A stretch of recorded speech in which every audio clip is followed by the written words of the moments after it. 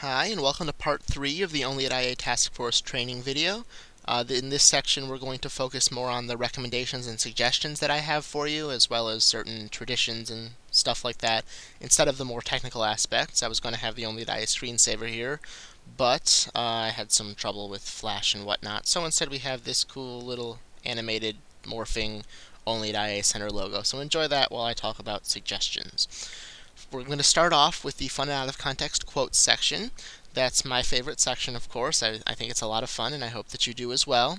What we do with that is when we get a new quote or quotes, we put it on the left side where it says some fun out of context quotes. You add it there at the top so people can see it. And when you get to about 8 to 12 or so, you transfer them to a new post. And to do that, you just cut and paste, and the title of the new post should be some fun out of context quotes, comma, part, and then the next Roman numeral. Look at old posts for hyphens and capitals and whatever there. Make sure that you don't transfer them until you have a new one to replace them with. We don't want the quote section to be blank. We want to have a new quote there if we've taken the old ones away. Attribute it to the person with a dash. You don't use a tilde. And you can see old posts for other sorts of formatting for that and how that works. In terms of content for the quotes, if you're in doubt as to whether the person wants you to put their words on the internet for the entire world to see, just ask. Most people will say yes, it's really not a problem. But if you're not absolutely sure that they won't mind, just ask them.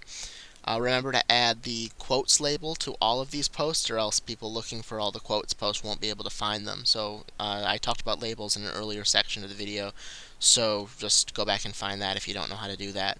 And a tradition that I like to do is the New Year's awards. So on New Year's, I always publish a review of the quotes for that particular year, and then for all time, I give awards for my favorite quotes. I usually count down, depending on how many I have. It can be different numbers of them, and then I give out awards for things like most contradictory or most true to the speaker's view of life, the universe, and everything, or whatever. Just come up with some cool categories. That's always fun. So yeah, have some fun with the quote section. I really like it, and it can be a lot of fun. Just make sure that you have permissions and all that, and the rest is pretty self-explanatory. Next up, we have the OAIA submissions. Honestly, we really don't get that many submissions, so for now, I think I'm just going to continue to handle that. The reason for that is that I'm having some technical difficulties forwarding the emails to one of you. I have it set up so that really only I can see that. Given that, if you have a better idea of how we can organize that, please go ahead and let me know. Pictures and stuff is the next section we're going to talk about. This is for totally random stuff. If you want to come up with some random picture that you've saw on the internet, that you've seen on the internet, excuse me, or whatever, that's fine. It doesn't have to have happened at the IA. Usually it didn't. But it should be the IA sense of humor, something that the IA community and the readership of Only at IA will appreciate.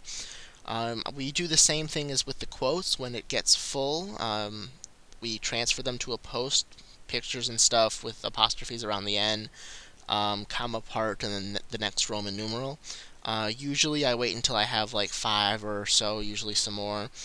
But again, wait until you have something to replace them with. It shouldn't go blank. The easiest here is to cut and paste the HTML rather than the pictures themselves in the rich text. That's just a pain.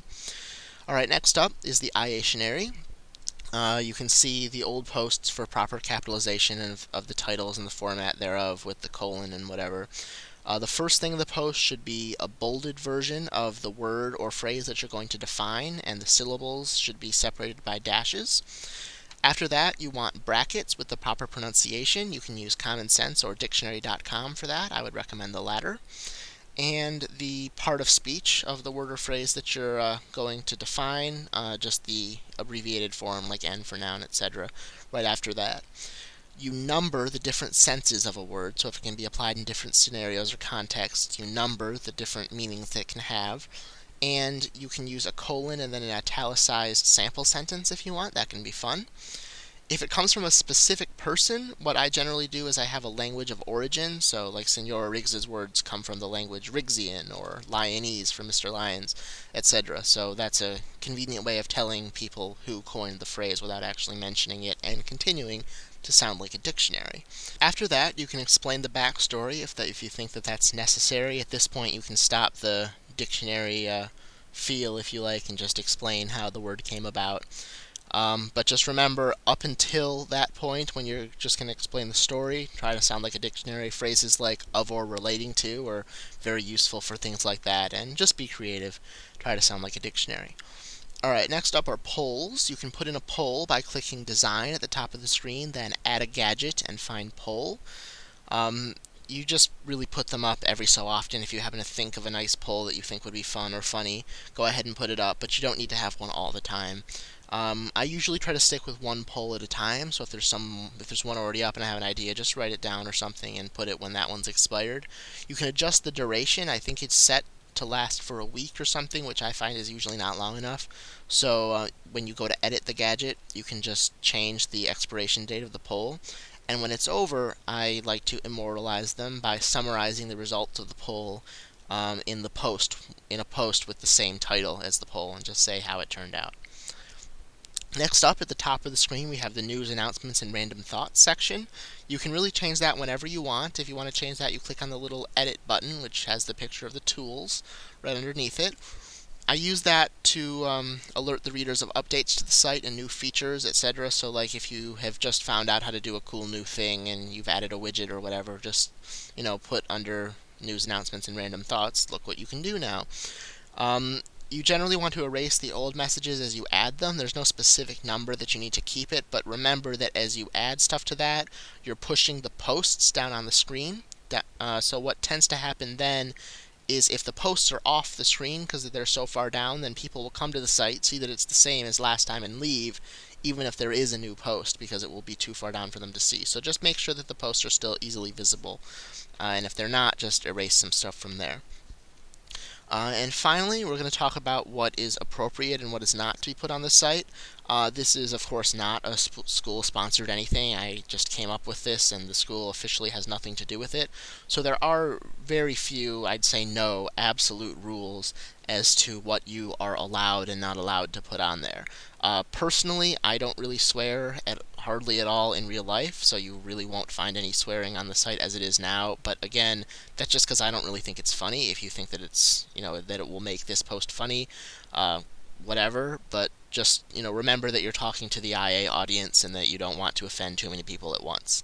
Again, personally, I prefer the cleaner humor, and if you want to vary from that, sometimes there are really very few official rules.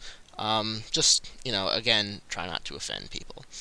And of course, if you've made it onto the task force, it means that I or another member of the task force appreciate your sense of humor. So I trust you guys to do whatever you want and to keep it funny.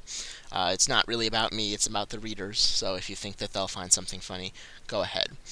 The one thing, we really don't want to get any teachers fired. So if you're not sure if that would be appropriate for them to, for people to know that they said something or did something, whatever. If you're not sure, again, just ask the person. It's really not as awkward as it sounds to go up to the person and say, you mind if I put this in only at IA? Most of my teachers, anyway, knew what I meant by that by the time I had them. So just go for it. Oh, and you do want to make it more or less grammatically correct. A big part of the humor, I think, in the website is that I use this elevated IB style tone, like speaking in IBN almost.